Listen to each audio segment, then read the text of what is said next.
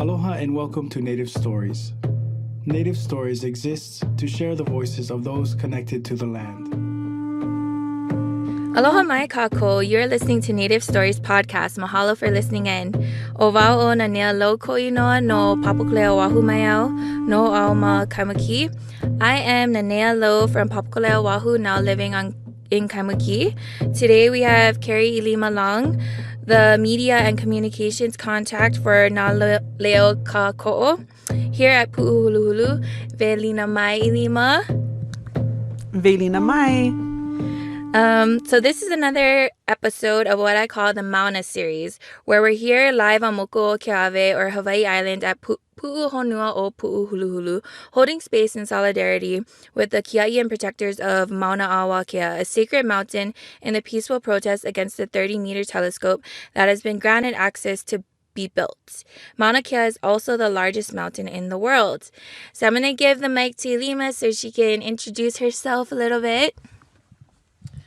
Okay, aloha mai kākou. My name is Ilima Long, and I was born in Hilo and raised in Washington State, and have been back in Hawaii in my oneha now since 2003. I am a PhD student at the University of Hawaii at Manoa in the political science department, and been active in this issue for quite some time. Mahalo. So some questions. What has been your involvement here on the Mauna, and kind of what events led you here to Puʻuhuluhulu to begin with? Well, my involvement in the TMT issue was in 2010. Learning about the sacredness of Maunakea and about the resistance of our people to prior telescopes is something that I had, when I was going to school in Hilo. And those who were my teachers or my kumus were the ones that were, resisting and refusing consent and trying to protect the Mauna in previous telescopes. So when in 2010, when it came to light that Maunakea was going to be the designated site for this new conceptual telescope called the 30-meter telescope, that was my first year in graduate school at Manoa in Hawaiian Studies. And, I totally felt a responsibility to bring the issue to the students because I knew it wasn't on most students' radars, even in Hawaiian Studies. And so I began to do just kind of teach-ins at classes in Hawaiian Studies. I mean, small kind. I asked teachers if I could come in, and I was giving them kind of the 1, 2, 3 facts about the TMT and how destructive it would be to the Mauna. And then some time went by, and, in 2010, the protectors initiated lawsuits in the courts, against different aspects of it. And that kind of took the issue straight into the courts. And the courts are a place that are not that accessible for the masses to engage, in the question of whether or not the TMT will be built on Mauna Kea. But in 2013, I think it was, this question of a sublease came about, and there was going to be a hearing about it. I think it was in at the BLNR in Honolulu. So me and some other students who also felt kuleana to this mountain, who was No'iao Peralta and Haley Ka'ile'ehu, got together and kind of strategized a way to bring the issue back into the hearts and minds of the people. And we did that by taking advantage of what was called Khalil Arts Fest. It was an art festival sponsored by the student newspaper. And what they did to promote their art fest was they allowed artists to paint murals on the construction walls, around campus, the construction barrier walls. And then we just have to advertise Khalil Arts Fest and the date. So we thought this is a great opportunity to do a mural for Mauna Kea and to kind of call out the university's complicity in this project, right? And the University of Hawaii, of course, tags itself as a Hawaiian place of learning. And it's one of its strategic objectives to become a Hawaiian place of learning. It was at that time.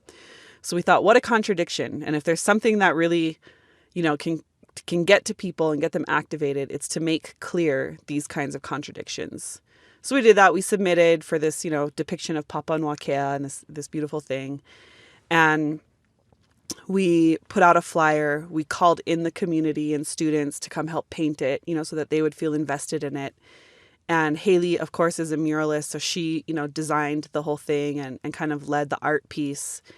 And we wrote a message up there telling the University of Hawaii to stop leading the desecration of Maunakea, because ultimately the TMT is being forwarded by the University of Hawaii as part of their astronomy research agenda. And the University of Hawaii also holds the lease to the summit of Maunakea, specifically for the purpose of building countless telescopes. So we called that out. We were hoping for a reaction from the university, so that we could, sometimes you got to create controversy, right? So in the courts, that's not there. I mean, the underlying controversy is there, but there's nothing that is really like hitting the guts of the people, because nobody understands, like the legal process is complicated. Legal terminology is complicated. Just the law is complicated, right? And these proceedings happen sporadically in a closed room during the weekday. Like, people can't access it.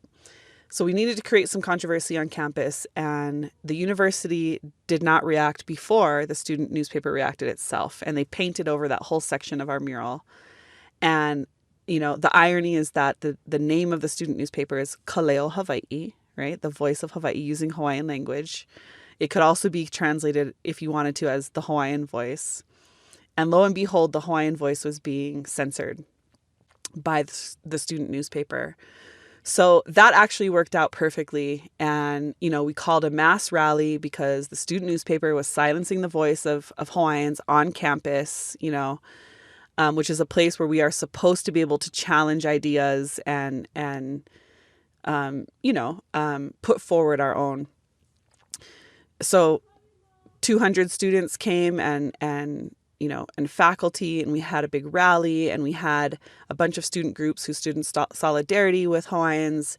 And we were able to use that moment to get on the megaphone and educate 200 more students about the TMT and the problems with it, right? And the problems with the university that claimed to be a Hawaiian place of learning forwarding that. So that was kind of a big moment. And then in we continued to kind of pull people around this issue. That made the news. The TMT, the question of the TMT in the courts had not made the news for a long time. But now this idea of Hawaiian students' voices being silenced made the news, and it kind of threw the question of the TMT, the debate around the TMT, back into the public sphere. We organized on campus. At this time, it was a group called Haumana, which was mostly led by myself and Andre Perez. And we continued to organize small actions, banner drops, and things like that, and just pull more and more students in to get involved. And then, of course, in 2015, when they attempted construction, everybody went up to the Mauna, up to the 9,000-foot elevation at Halepohaku up there in that area.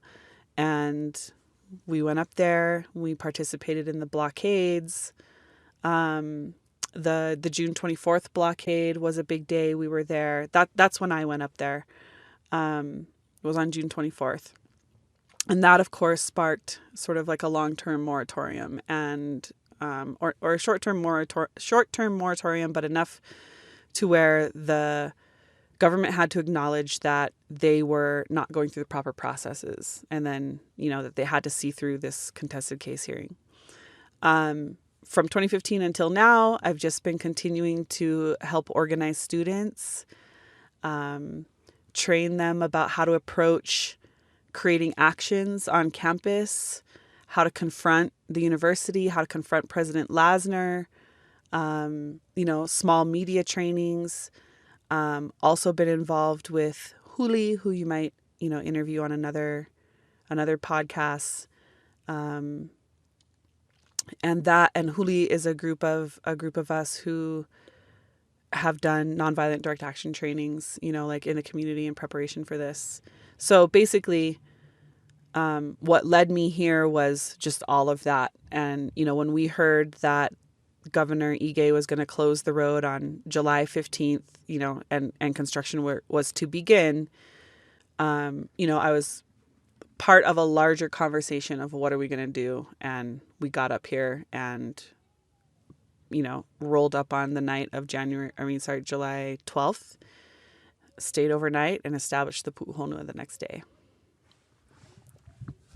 Mahalo for sharing all that, because I feel that a lot of folks are they don't really know that the system is kind of a key player in what's going on with the construction of the 30-meter telescope.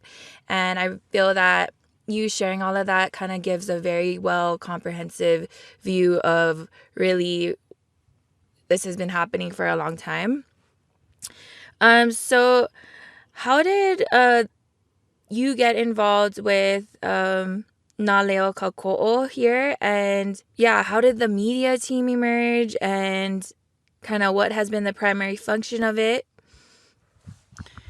Sure. Well, I mean, what's awesome about the Puʻuhonua is everything that has come about here has been organic and emergent. In other words, none of this was planned out. I mean, the only thing that was planned out prior to us getting here was that we were coming here. And this concept of a Puʻuhonua. So once we got here, and the word went out, like our numbers started to grow and grow and grow.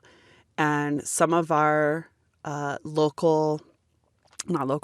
Kanaka small media groups started to show up and be like, okay, we're going to start just shooting and seeing what we can do to help. And for the first few days, maybe even the first week or so, everybody was just kind of scattered and doing their own thing. And then we kind of realized that we needed to pull some people together, and that like these people who have all of these great skills need a space. So we took over the Hunter check-in station. We just kind of made a space for them, brought them in. These are folks like Kanaio Kana, some people from OEV TV, our friend Mikey Inouye and some of his crew, and just, kind of just pulling in and cycling through the Kanaka photographers, videographers, social media, hammers, like that kind of thing. And our team has, it just was brought together when we realized it needed a space and to be brought together and in communication. Since then, a really awesome, talented, committed, cohesive media team, exists now, and they're in communication. Everybody has different roles. They're constantly paying attention to what the media is reporting about this and sort of strategizing what are the messages out there that are beneficial to us? What are the messages out there that are not beneficial to us? How much weight do those unbeneficial messages have? And, do we need to put our cameras on to tell our story? So what, for the first 4 days up here, we were on the front line confronting law enforcement and police. Since then, the kupuna have held that line because we're not letting any TMT construction vehicles up. But also there's this other battle being fought, which is the battle of the story. And we have a wonderful story to tell here. And it's the story of kapu aloha. It's the story of our connection and commitment to Maunakea. It's the story of Hawaiians unifying and coming together. It's the story of the Puʻuhonua and the way that people are coming up here and everybody is awamoing kuleana and making sure that this place is functioning, that this place can receive the thousands of Hawaiians who come in on the weekends to kind of check out what's going on or to be here to help hold space if need be. So, the story that we're up against from the TMT or, from the state, if you get a chance to look at that one press conference from Governor Ige, the first press conference I think he had after we established this place, where he tried to paint us out as, this sort of ruckus space that had drugs and alcohol and threats of violence. And so that's what Ige is able to say about us. So we had to counter that, right? And so everybody who was on the media here just started to highlight what's actually going on here, which is actually the opposite of that, making sure that, our media team helps make sure that mainstream media knows where to be when we do press conferences, when and where, knows, who's going to come. Like when we had Governor Ige show up, or even David Lasner, show up to the kupuna line, for the world to be able to see how respectfully they were treated under kapualoha, is an important counter story to us being these, whatever it is, just kind of crazy, threatening Hawaiians that are down here with nothing better to do. So our media team's primary purpose is to, one, help liaison with mainstream media, help the mainstream media get our story out, and two, to get our story out in and of itself. And how that happens is, like I said, paying attention to what's out there, being in communication with leadership here. As leadership develops, determines kind of what we need and what to do. There's discussion that circles through leadership and the media team. And then, the media team is on it. And they've also just been sort of, on their own covering classes at the university. They've been helping to tape full classes and put them on our Puʻuhonua YouTube channel so that the whole lahui and the whole world can access the amazing classes that are being taught up here at Puʻuhonua University, which we established. And then they've been taping, the kupuna tent, and during ceremony every day, at the end of ceremony, anybody can come forward and bring ho'okupu, bring offerings to the kupuna in a sort of ceremonial way. And that's been really awesome to capture because it shows who's showing up for us. So they've captured like the Tongan delegation, the Samoan delegation, the delegation of pastors that came to show support, the Kamehameha School's alumni. So it's like the whole lahui is showing up, and it's at that place of ho'okupu that you can see who's really coming up here.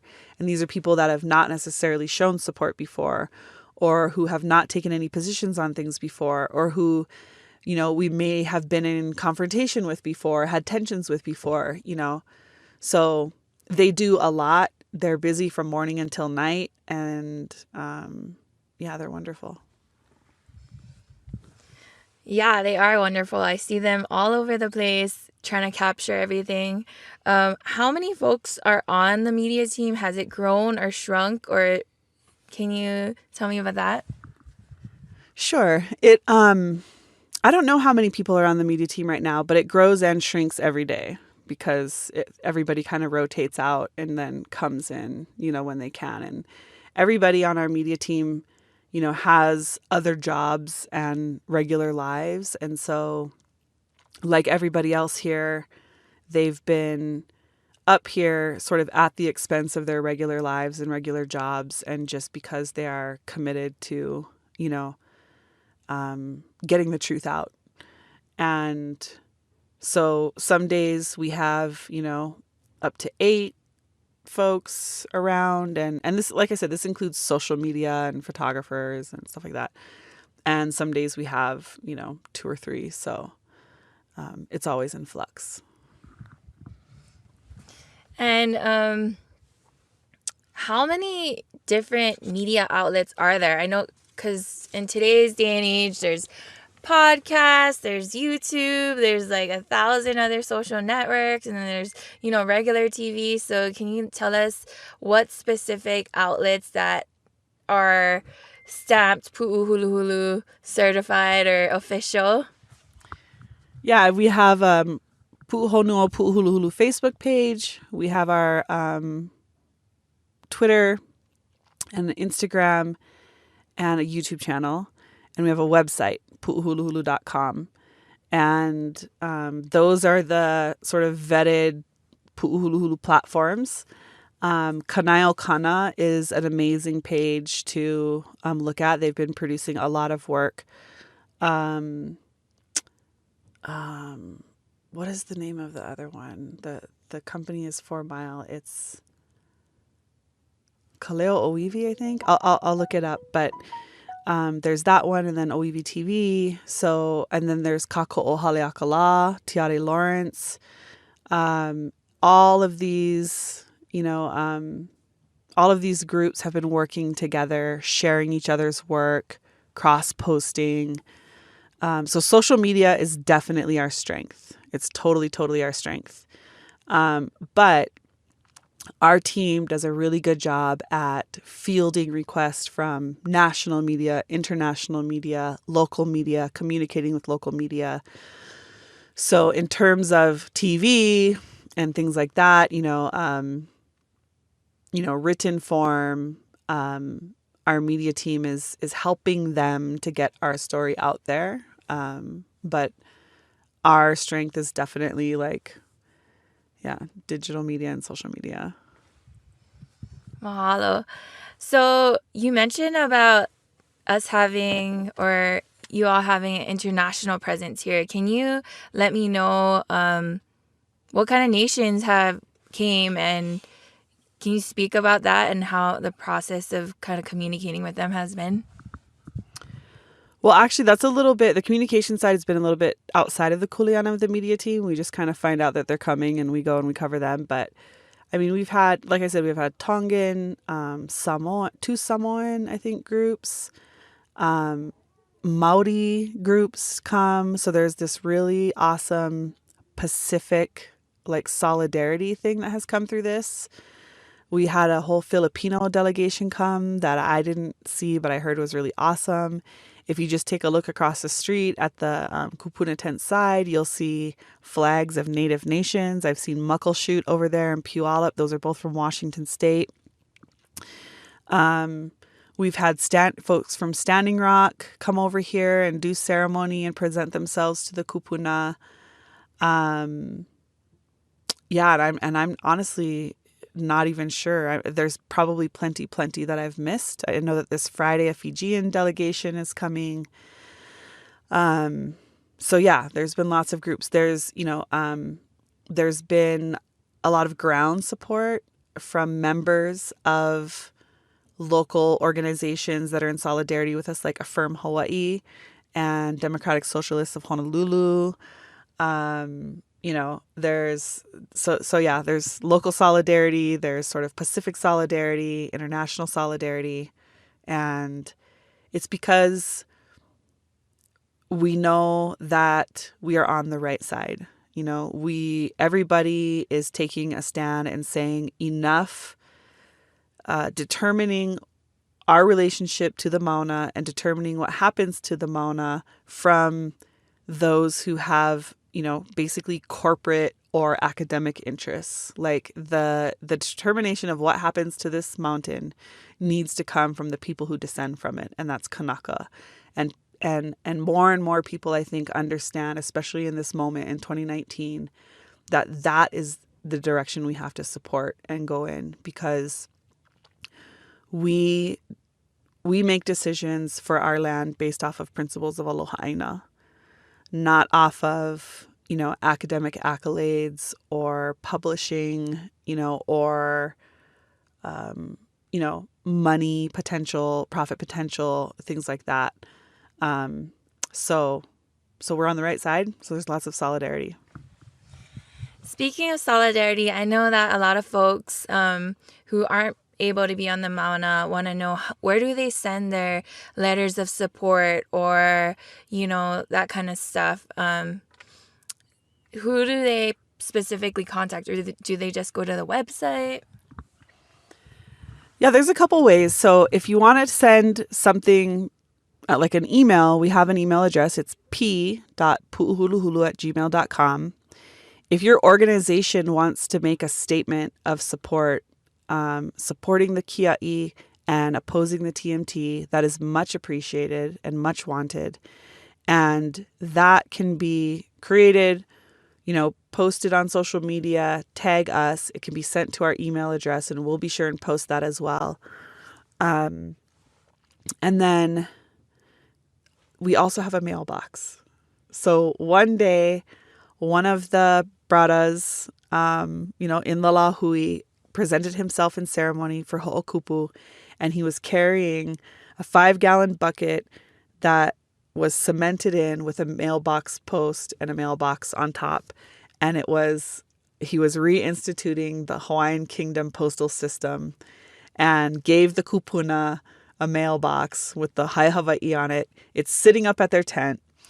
The only way to get mail in it is to hand deliver it, because we're still working on fully implementing that postal system for us. But there is a mailbox up there. And so this is a great opportunity for schools, local schools, or groups who are coming up and they know they're going to visit anyways, is to have some people write a letter to the kupuna or to the kiaʻi and go put it in the mailbox. And it just makes everybody's day to be able to open that mailbox and see that there's some letters in there.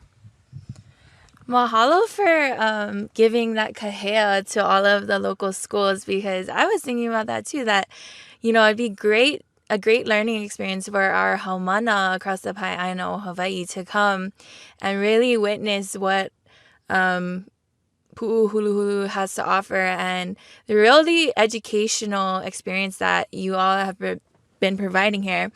That brings me into education. And I know education in general, throughout this interview, has been strategic in educating folks. Would you speak a little bit on what is your views on education and how is it incorporated in here and why it's really important, I guess? Sure. This is going to reveal kind of the many hats that I wear, though. What this sort of approach of creating this space and the people coming. After the kupuna got arrested, it just moved so many people into this issue and brought them up here. So we had tons of people up here, like the first, second weekend.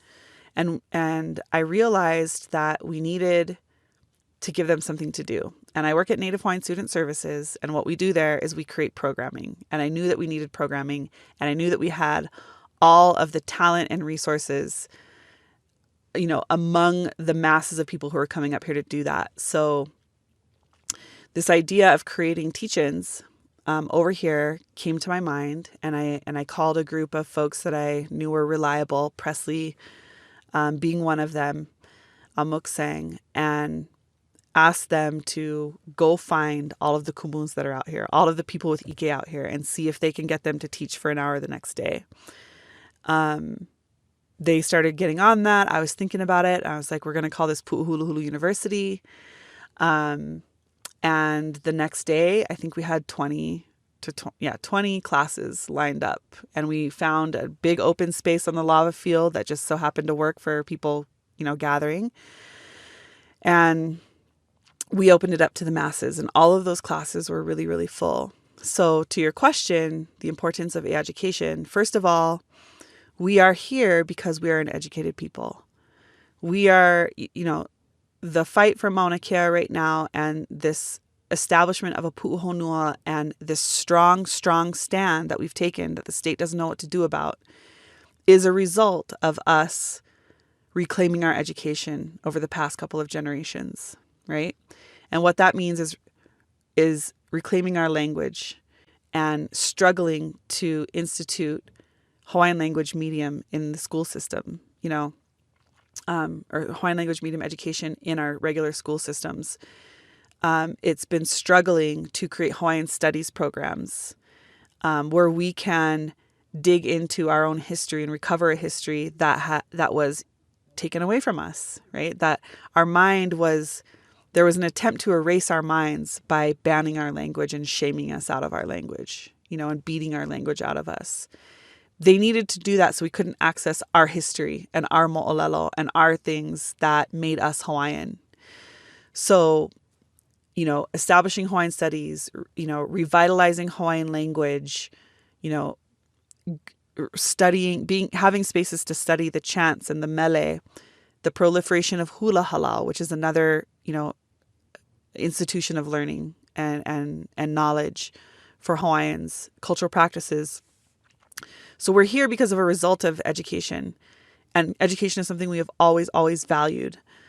So with that said, the other side of that coin is there are people here, there's so many Kanaka here who are so highly educated, and they all have their own expertise. And whether they were educated through research in the academy, or whether they were educated because they've been farming kalo their whole lives, or, just whatever, experience, practice, study. There's so much ike that has converged here. And yet there's so many of our people who have not been able to access that ike, or people, parts of our law who we have a particular kind of ike, like they can grow medicinal plants and, create la'o lapa'au and heal you from a sickness, but they never necessarily had the chance to study the political history of the Hawaiian Kingdom, right? So all of that is converging here. So at Puʻuhonua University, it's all up there, and it's for everybody to access, because if you're here, you're not working, you don't got to make time, like if you're here, you're not working that day. You don't got to enroll, you don't got to pay any money, like all of that ike is here. And so we're here as a result of our consciousness being raised through education, and we are also using this place to continue to raise everybody's consciousness through education. Mahalo for that. Okay, so wrapping it up, can you tell everybody again, how do they stay connected to you all? And also, I forgot to ask this, if contingencies want to come here and really show support at one of the ceremonies, how do they do that as well? Well, ceremony is held every day at 8 o'clock a.m., 12 in the afternoon, and 6 p.m. And ceremony, you should come and join one of those ceremonies, be a part of that. So it starts with prayer, and then it goes into some hula, and then they open up for ho'okupu, which is, your time to present yourself, or present your family, or present your organization, or present your hui, whatever it is, and offer whatever it is you'd like to offer. So you just come, you just let, Auntie Pua case or whatever leadership is there know that you're here to give ho'okupu, and they will situate you and guide you through the whole process. You also don't have to present ho'okupu or present yourself so formally if you want to come. Everybody can just come. And there's plenty of space to sit. Bring your own chair, of course, your own chairs, bring some food. But there's many ways to engage up here. If you want to present formally, 8 o'clock, 12, and 6 p.m., that's all you need to know. Okay, thank you. Yes, so if you guys want to follow Pu'uhonua, like Ilima said, they have a YouTube, Twitter, Facebook, Instagram, and webpage. All of them are searchable on Google, Pu'uhonua. And if you want to follow us, please do. We have a Facebook and an Instagram, Our Native Stories. Download our app, Native Stories, and also follow our podcast on Native Stories. And mahalo Ilima again for joining us, and we look forward to everybody listening in again. Ahuiho! Ahuiho! Aloha! Thank you for listening to us on Native Stories. If you have a story you would like us to tell, or want to sponsor a future podcast, location story, or walking tour, please email us at info@nativestories.org.